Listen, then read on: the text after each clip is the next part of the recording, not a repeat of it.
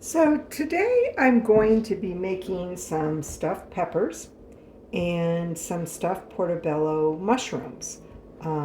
These are the same as the little brown mushrooms that you see in the store, the baby bellas.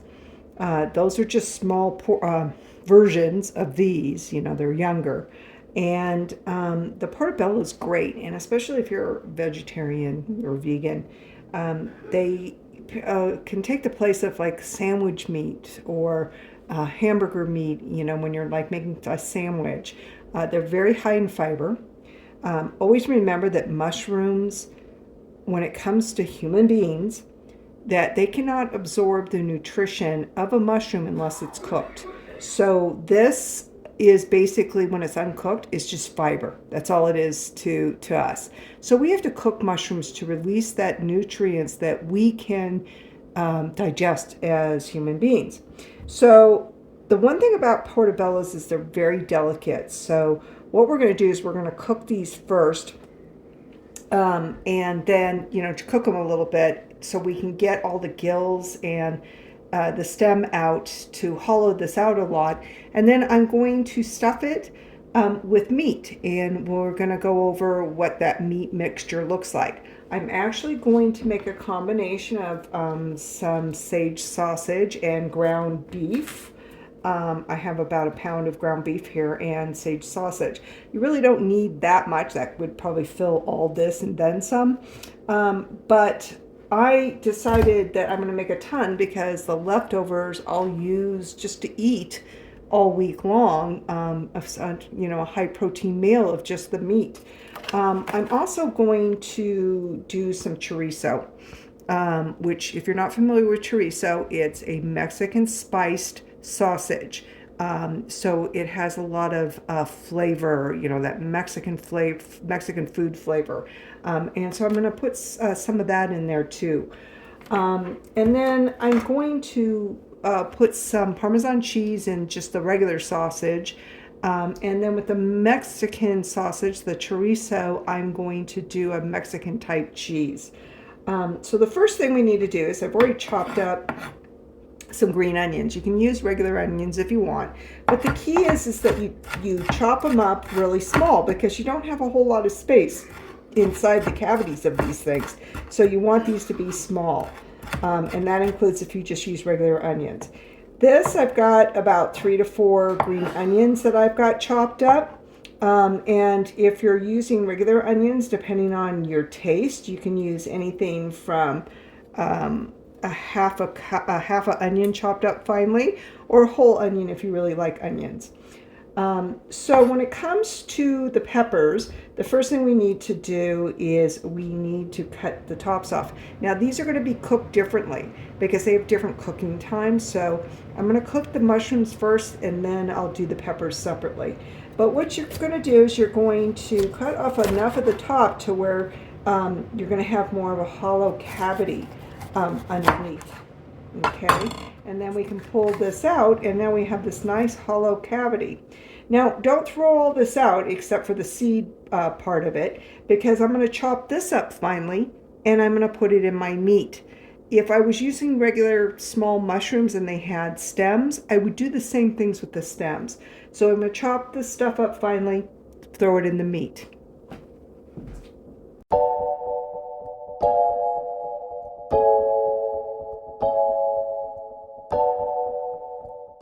Next, we're going to chop this up finely. I'm going to go throw this in the compost pile. Even though it's got seeds in it, I'm still going to throw it in the compost pile because compost gets very hot on its own. It's kind of a self-generating heat, and it will sterilize these seeds. So it's not like I'm going to end up with pepper plants in my compost. So we are chopping this stuff up.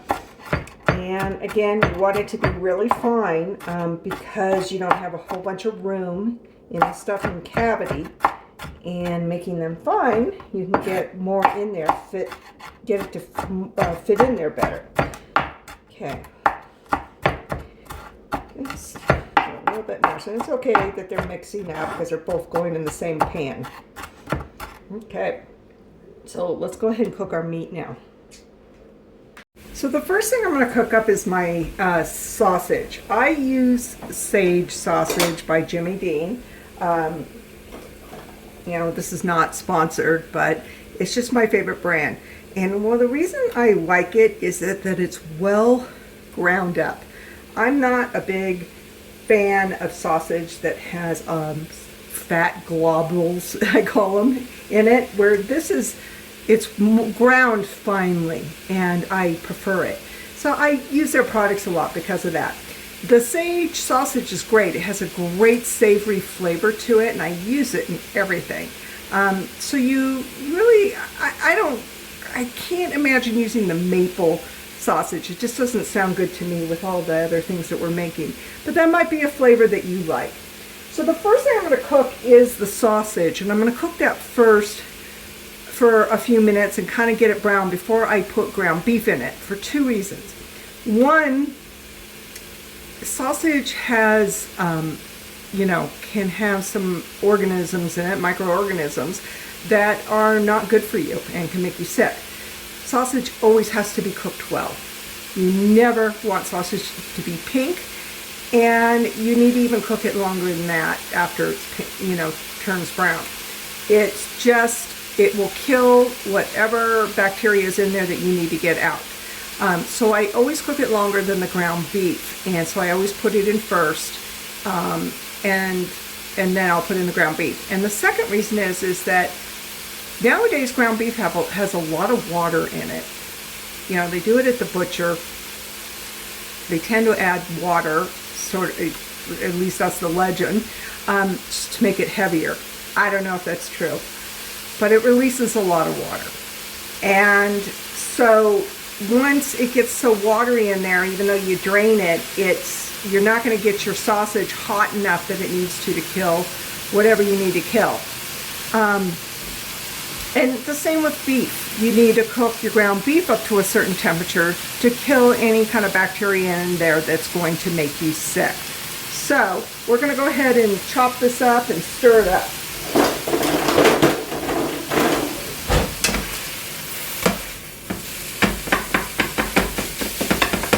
You want it to be kind of a, you know, finely chop it, get it into as small as pieces as you can. Okay, so now the sausage is all cooked, somewhat browned, no pink in it at all. And this is when I'm going to put in the ground beef and break it up. And you'll see that it will release a lot of water. Now, you're going to notice it's a lot of meat, and that's okay, because I'm going to stuff whatever I can into the vegetables, and then whatever's left over I'll either put in individual containers and freeze it for another meal, or I will have it for lunch all week, you know, over some quinoa, maybe over some brown rice, you know, have a nice protein bowl, or maybe no carb at all. You know, it has so much flavor in it that it makes a really good low carb, high protein meal by itself. So I'm cooking it up anyways. I might as well get a couple of meals out of it. So I'm going to go ahead and brown this up, stir it up, and get it nice and brown. So I'm cooking over medium heat. You can see the pink of the ground beef and the, you know, and the peppers and the sausage is in there. And I am just going to keep stirring and breaking up the meat as I go. Now, the next thing I'm going to put in, just for the sake of helping the meat brown, is I'm going to put in some Cajun spice. I put Cajun spice in a lot of things. And one of my favorites is this. Again, this is not sponsored. And I use the Poultry Magic for like everything, like even if it's beef. I just find that the mixture of this particular blend is just great. So it's got paprika in it, and it's, you know, got some chili powder, so it's going to give it a nice flavor. And I'm going to put in about a tablespoon. I'm just going to sprinkle that around, and the paprika will help it brown. I'm also going to put in some salt and pepper. I'm not going to put in a ton. I don't salt my food too much, but I do it enough to where it's going to bring out the flavor of the food. So I'm using like a Himalayan salt. You always want to use like a kosher Himalayan salt because they're more nutritious. The Himalayan's got this pink. It's magnesium, and so it's has a lot of trace minerals that are good for you. And the reason you want to use that rather than regular table salt is that regular table salt has a lot of caking agents in it and whatever else. And these don't have chemicals in them. And notice I was using a grinder. So by grinding it myself, I know there's not a bunch of caking agents in it. So, so just be warned about that. I'm also going to put in, some pepper. Just going to shake some pepper in there. And let's get that all in there. Just those couple of things have some great flavor. You want to break it up as you go.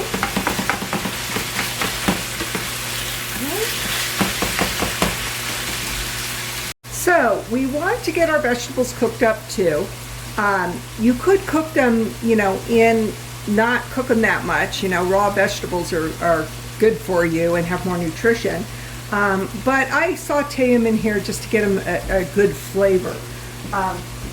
So the vegetables that I cut up, I'm only going to use half of them because I'm also going to do a chorizo mixture like this. Okay. I'm going to stir those in. And because you cut them so small, you don't have to cook it that long. Okay. Now, if I wasn't doing the chorizo too, I'd put all the vegetables in here. And again, you have this nice high-protein meal for another time, whatever stuffing you don't use. And it freezes really well in, small containers. You can put it in there, mark it with some masking tape, put it in the freezer. All right. So I'm also going to add some onion powder and some garlic powder. So I'm not a big measurer. I really not. But I'm putting anywhere, it's up to your taste. But I put in about maybe a teaspoon of onion powder, about a teaspoon of garlic powder, and then I'm going to put in some oregano, about a tablespoon of oregano, okay? And with a savory spice like oregano, you always want to break it up between your fingers or with a mortar and pestle like I am, because that brings out the aroma, the flavor. Okay. That's about a tablespoon. And mix that all up.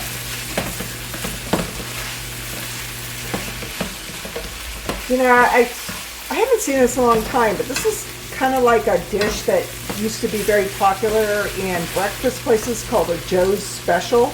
I don't know if you've ever heard of a Joe's Special before. It's kind of the same thing.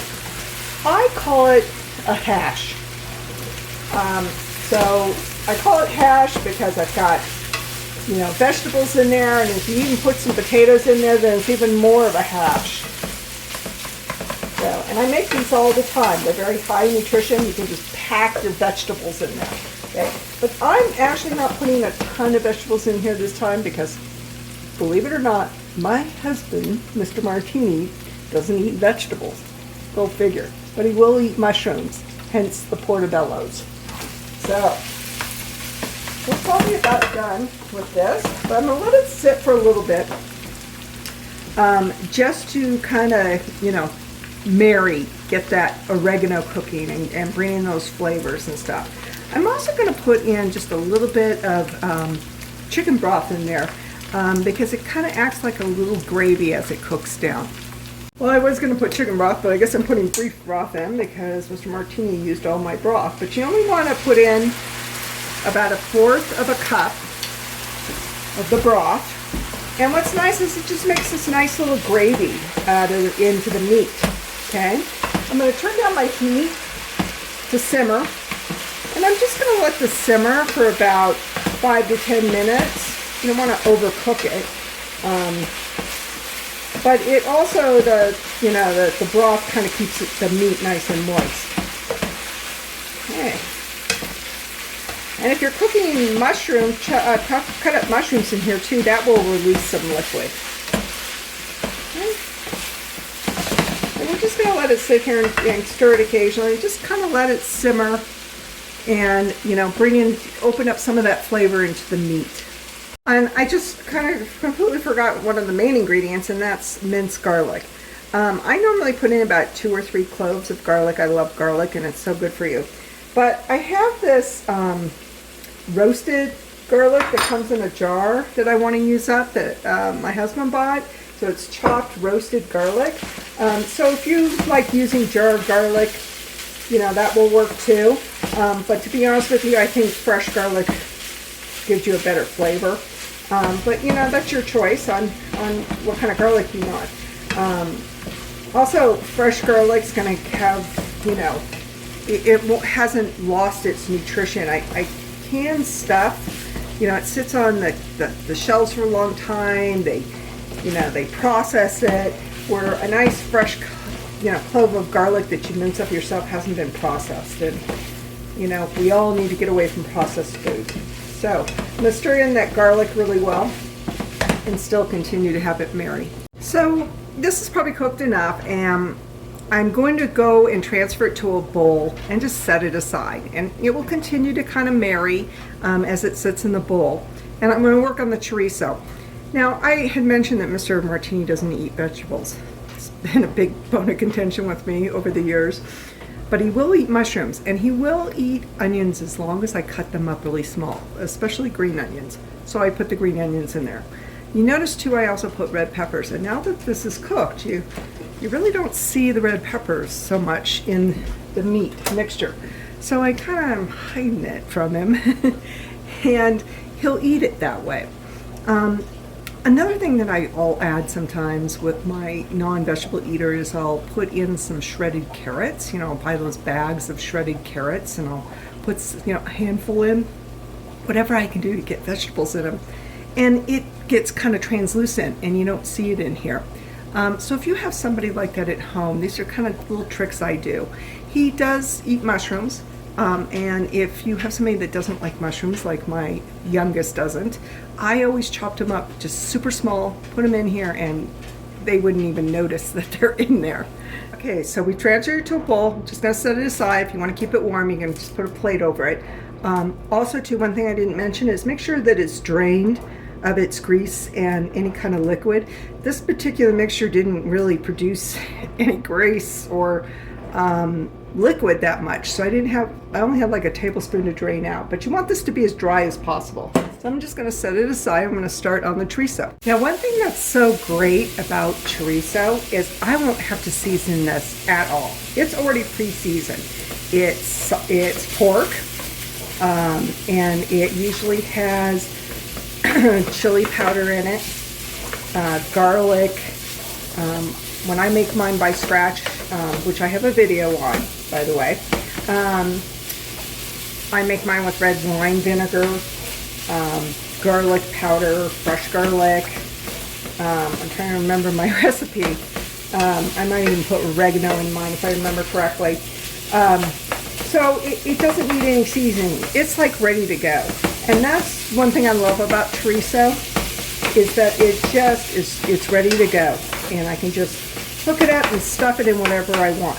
These are really good. This is really good in small button mushrooms that you're stuffing. And then, you know, kind of melt some cheese over them. They're really, really good. So you want to make sure this is cooked really well, just like any old sausage. Because all chorizo is. It's the same as regular sausage. It's pork with some seasonings.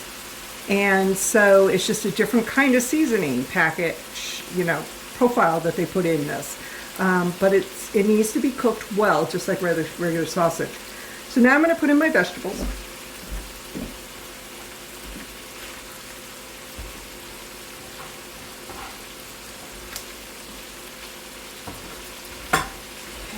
Stir those up, saute those. And you can see chorizo puts out a good amount of liquid and grease. So you want to make sure, you know, depending on what you're cooking, that you drain some of that. you're cooking eggs, I never drain it. You know, if you're scrambling up eggs in this, which is so good if you've never had that. Okay. And that's the other thing, is I'm making a lot. And if I've got leftovers, I can make some scrambled eggs tomorrow, throw this on top, you know, and I have my sausage with my breakfast already made with some vegetables. All right. So I'm going to turn down my heat, just let it kind of sit there for a few minutes, just to kind of continue to cook, just to make sure that, you know, it's a well-cooked sausage. So the next thing I'm going to do is I'm going to cook my mushrooms in a broiler, and I'm going to put them gill down, these are called gills, down first, because anything that's got a little cavity in it, you always want to put the cavity down first when you're trying to cook it, because it acts as like a little oven and will, you know, cook whatever you're trying to do, like a pepper or acorn squash, something like that. You always want to do the open side down first so it acts like a little oven.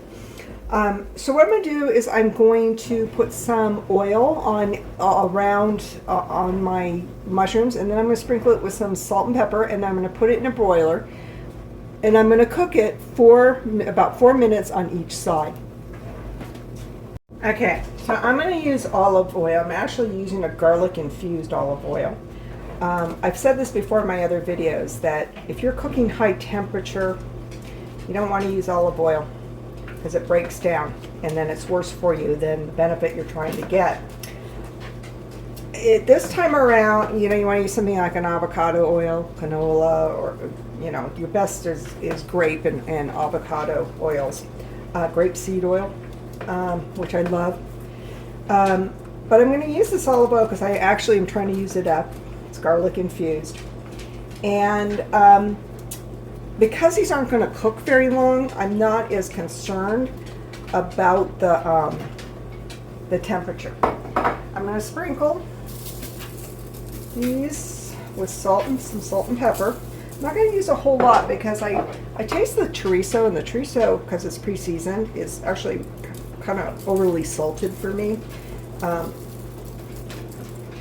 You know, if you're tasting something that's kind of overly salted, you can chop up some you know, like some potatoes in it, and that will help absorb the salt.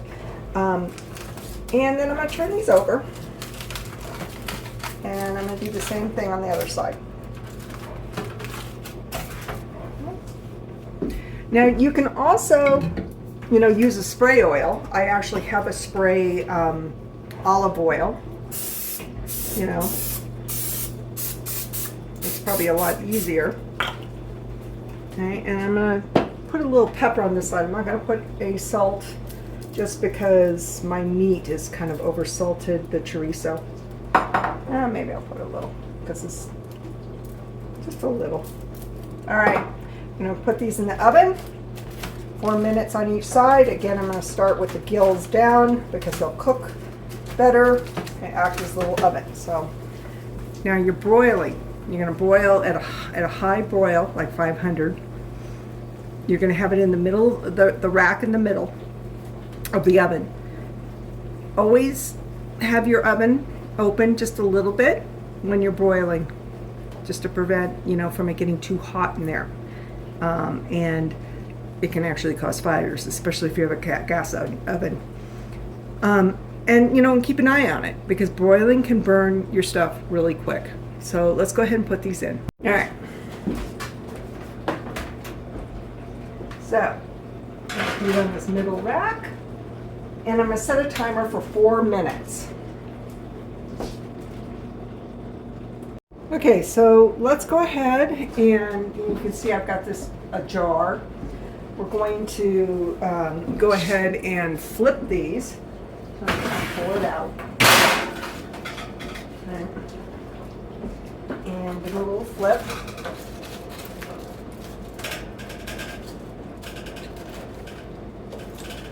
And you can see that these are like really flat. They're hard to stuff because of that. Okay. And we're going to do another 4 minutes. Whoops, forgot to do it in a jar. So I told you I was going to put some cheese on it. So while those are cooking, let's talk about the cheese. So on the chorizo, I'm going to use like a Mexican style cheese. So I just happen to have some of the queso fresco in my refrigerator. So I'm going to go ahead and use this up. Well, I'm not going to use it up, but I'm going to put some of this onto the meat. So I am going to break some up right now, and I'm going to mix some up in the meat. I'm one of those people that it's what you like, you know, whether you want a half a cup or a whole cup. You know, you might be dairy free and not want any at all, or you're trying to reduce your fat. You know, I think it's up to the person on how much cheese that they want, because this is more of just mixing it up and maybe sprinkling some on top. On the other sausage meat mixture, I'm going to use some Parmesan. So I'm going to shred this Parmesan into the meat. That meat I'm probably going to do about a half a cup into the meat and then sprinkle some on top. Another thing about Parmesan, I shred my own.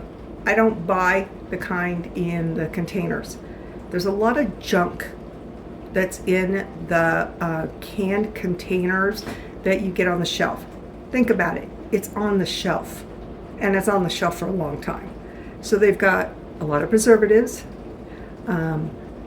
Some people have even been accused of having some sawdust in their grated Parmesan cheese. So if you buy it in the deli section where it's refrigerated, you know, if you want to get pre-shredded, make sure that it's from the deli section and that it's freshly grated Parmesan cheese and not the stuff that's sitting in the aisles, probably next to the Belvita.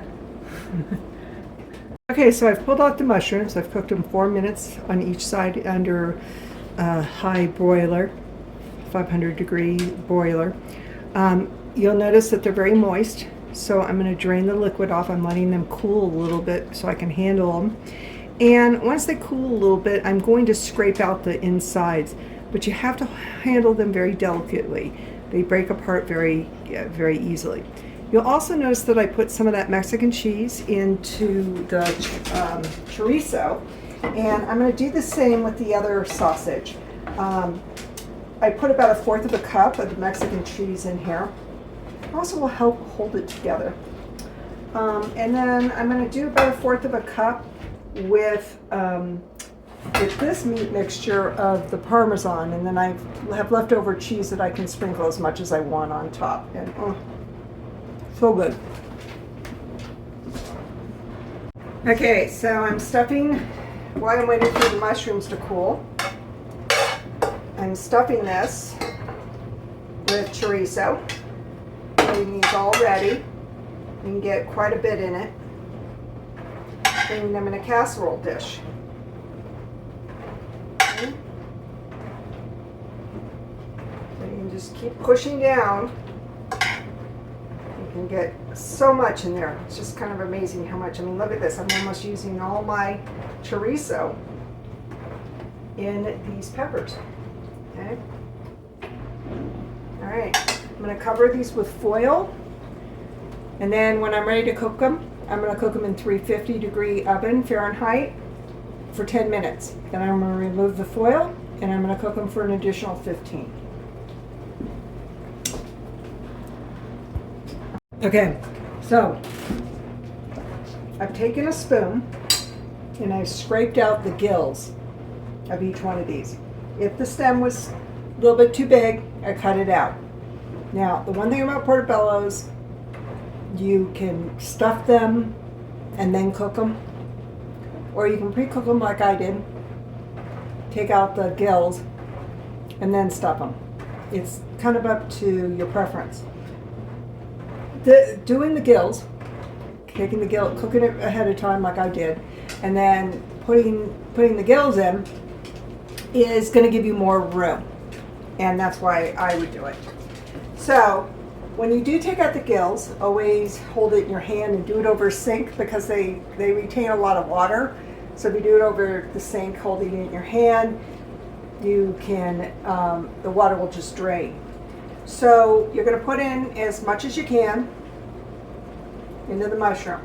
I also put about a half a cup to a cup of shredded Parmesan in here.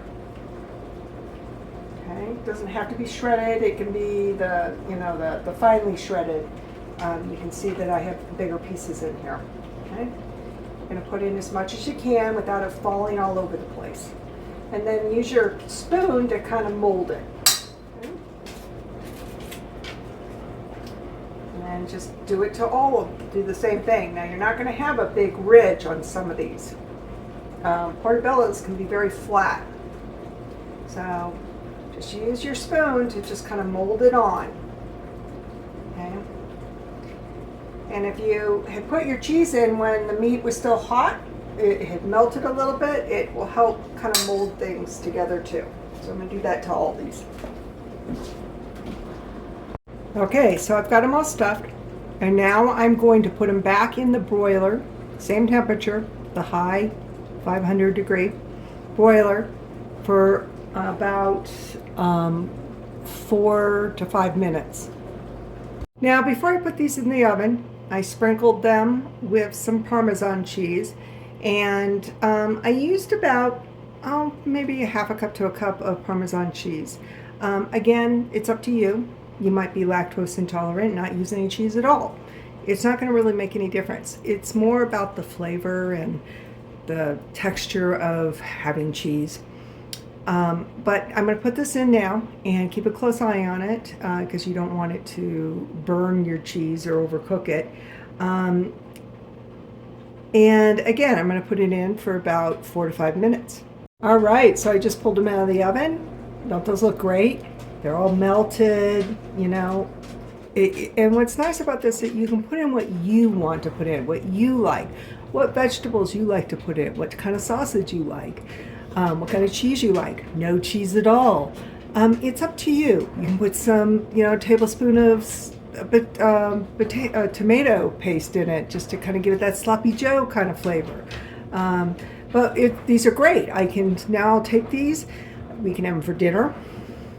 Or I can put these in a Tupperware, and you don't want to stack them. Put them flat in one of your longer Tupperwares, your Pyrex dishes. So the next thing we're going to finish off is the peppers. So we've got the peppers in a sealed casserole dish. We sealed it in foil, and we're going to throw this in a 350 degree Fahrenheit oven for 10 minutes. Then I'm going to remove the foil, cook it another 15 minutes. The last 5 minutes that it's cooking, I'm going to throw some of that queso fresco, sprinkle it over the top, or you can use a Monterey Jack or pepper jack, whatever kind of cheese you like. So remember, these red peppers are stuffed with the chorizo. Okay, so they've cooked for 10 minutes. So now we're going to take off the lid. You can feel them, they're starting to feel soft. And now we're going to put them back in the oven for 15. We're going to make sure that they feel soft at 15 minutes, and then we're going to sprinkle some cheese on it. Put them back in the oven for like a minute, let the cheese melt, and pull them out. Okay, so I've pulled them out, and just by feeling them, they feel nice and tender. I'm going to sprinkle some of the queso fresco on it, and then I'm going to put them back in the oven for this to melt just for a minute or two. Doesn't take very long. Put on as much as you want. I'm actually kind of putting on a lot because that's the last bit I have, and I just don't want to save that little bit of cheese. So you can put on as much as you want or none at all. So the peppers are all done, and I've melted the cheese on top. I'm going to store these and have mushroom for dinner. Now this meat, this what I call hash, that you can, stuff acorn squash with it. You can make some spaghetti squash. shred up the squash so it's like noodles, and throw the meat on top. You can even put it in some tomato sauce if you want. So it's very versatile, and so I make it a lot, so I can just kind of make these combination different kinds of meals all week that I complement with my vegetables.